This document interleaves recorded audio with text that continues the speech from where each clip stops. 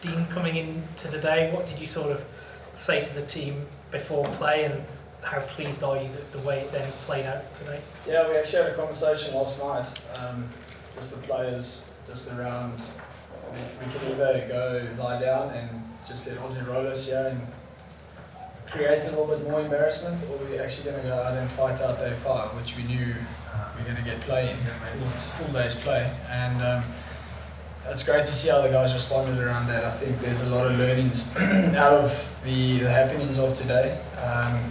The flip side could have been, we could have been done here by lunchtime, and that would have not sat very well amongst our camp. So it was great to see how the guys actually responded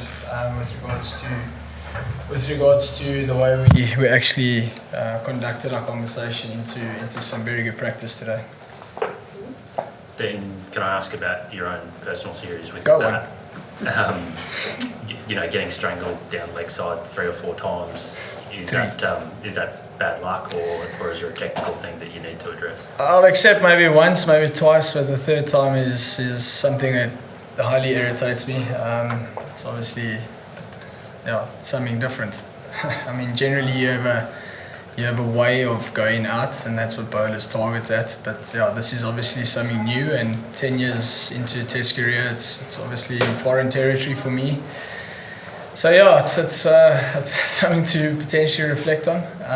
You can either say it's shit luck or not. I'm going to have an open mind around it and have a look. And it's just a bit frustrating that I could never get going throughout the series, and when I did get going, I managed to run myself out, which is also a massive no-no in Test cricket. So all around it's extremely frustrating, and actually been batting well up until every game. Build-up's been good. There's been times where I've batted worse and I've actually got the performances, which is the ironic thing about this game. Yeah, it's a bit frustrating and a bit irritating at the moment, because prior to coming into the series I was in some really good form. I don't put it down to a form thing. I think it's other aspects which you guys don't have to know about. That's just an irritating phase, let's put it that way. Something new as well. Dean, in your first answer you used the word embarrassment, which is a pretty strong word. Is that how you're feeling and Dean's feeling? Hurt, embarrassed, yeah. I'd say they work hand in hand at the moment. Maybe a little bit less now.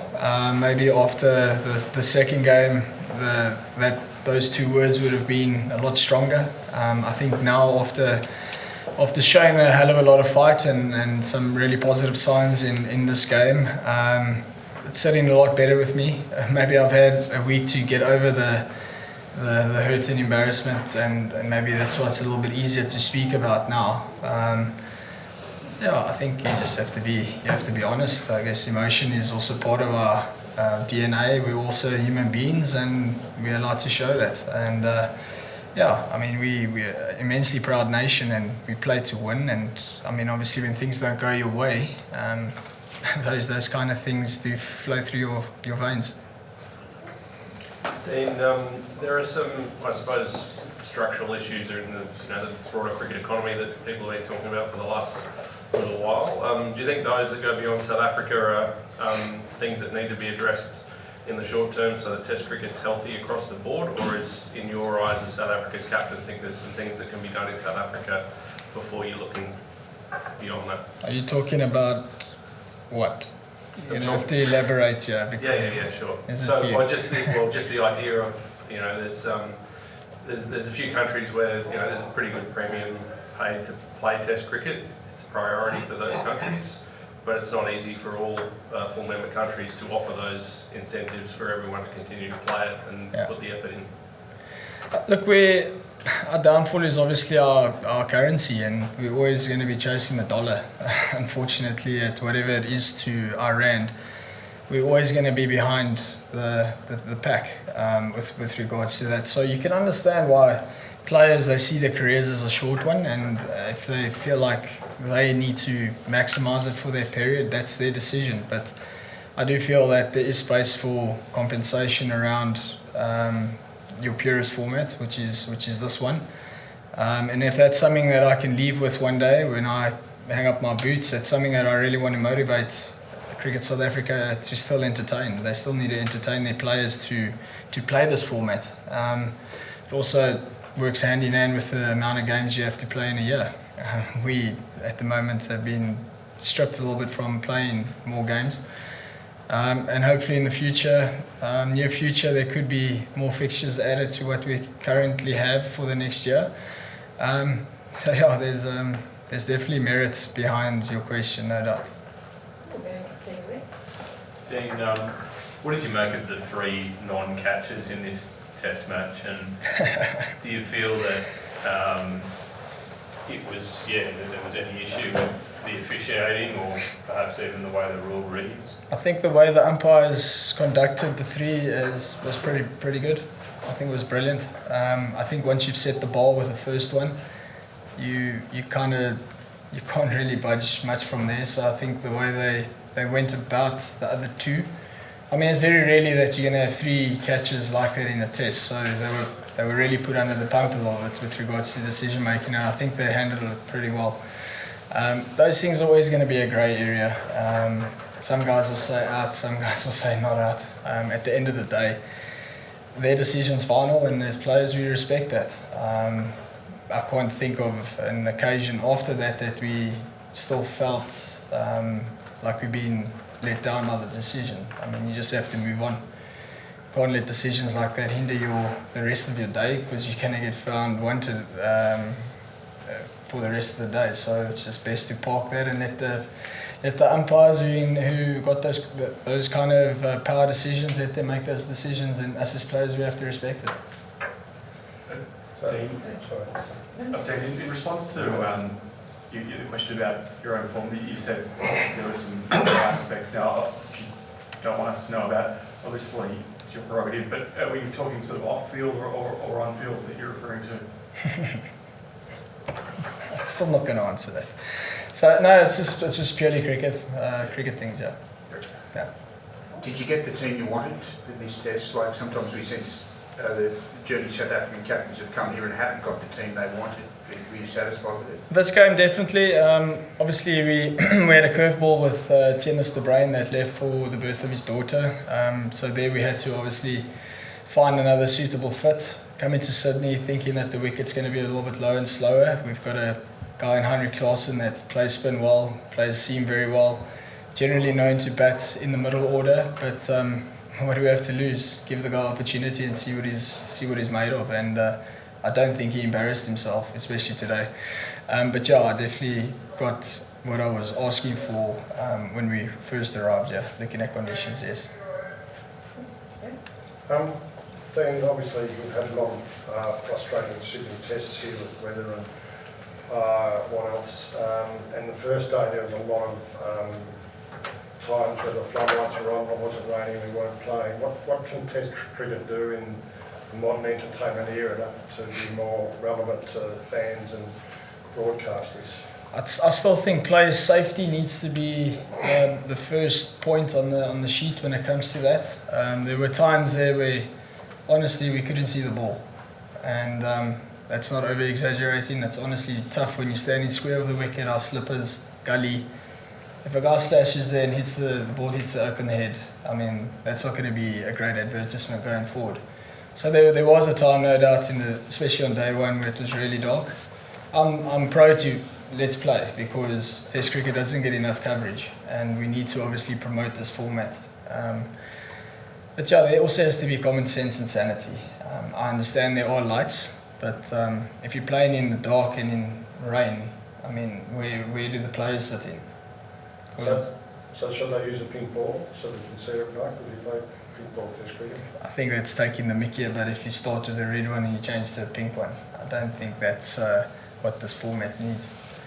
I think there's a time and place for the pink ball, and we need to utilise it then. But yeah, I know it's a tough one, which no one has come up with a concept yet. But yeah, player safety for me is important. It's not just me, it's the batters as well.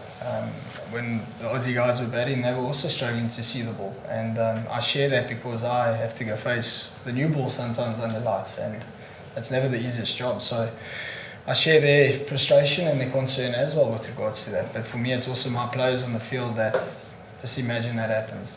A guy gets hit a gully on the head, and it's dark, and it's raining. Common sense needs to take over there, don't you think? Well, yeah. I'm happy to answer your question. Should they just use a paintball all the way through the game so that when bad light comes, there's no bad light? No, I don't think so. I think now we're touching on the ethnics of this game. Test cricket is known for the red ball. That's why you grow up playing Test cricket. You want to play with a red ball, especially if it's not a day-night test. So I still think that authenticity and the uniqueness around the format needs to be respected for that. You do have 5 days to play the game and get time in. We're already being pushed for a lot of time. Our over rates already been stretched a lot. It's not like we're trying to not play. It's just unsafe potentially with regards to light. And we've been through those situations a few times as a side. So it's I just don't want an incident where someone gets like a ball against the head, and then that's not going to look good. Okay. Dean, you've got 2 home tests against the West Indies to sort of finish your season and this cycle off. Do you have the hunger to continue taking this team forward beyond that series, perhaps? That's an interesting question. Okay. Yeah, I do. Yeah, we've got 2 and then potentially a lot of time off for myself or some county cricket. So, and then a little bit more, as I say, the pressure is off a little bit. But I enjoy the pressure. It's nice. I think if scoring runs was happening now, it would have been a lot easier to say yes. But obviously you got to go into a different phase of yourself to ask yourself those questions, no doubt, which I have, and I still have the hunger and drive, no doubt.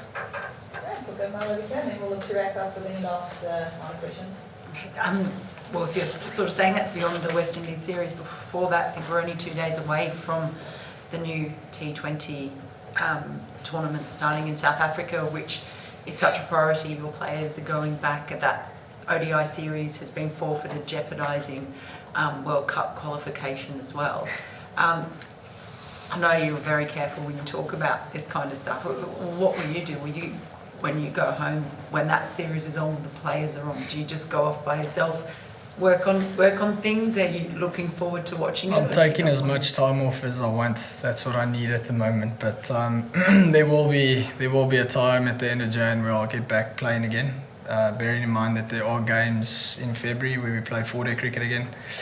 And then obviously leading into the West Indies series. But yeah, there's been a few conversations with me and the batting coaches to potentially do extra work. But for now, I just want to get on a plane and go home and chill out a bit and have a braai and maybe go to the bush and play some golf. Those are the small things that South Africans are deprived of when you come on a tour, right? For me, it only really means more if you're there in South Africa doing those things. So for now, there's no plans further in Jan with regards to my movements, but I'm just going to go home and clutch out a bit. And is that, with that West Indies series coming up, the fact that pretty much all these players are going to be just playing white ball cricket, pretty much? I think there are 2 fixtures for them to play after that tournament. I'm not 100% sure, but I know there are fixtures with regards to the domestic structure. I can't speak yet because I don't know the dates. I don't really focus too far down the line with regards to the dates. I must probably forget them anyways. So I'm sure there will be opportunity for the guys to get some red ball time in after the T20 comp. I hope so.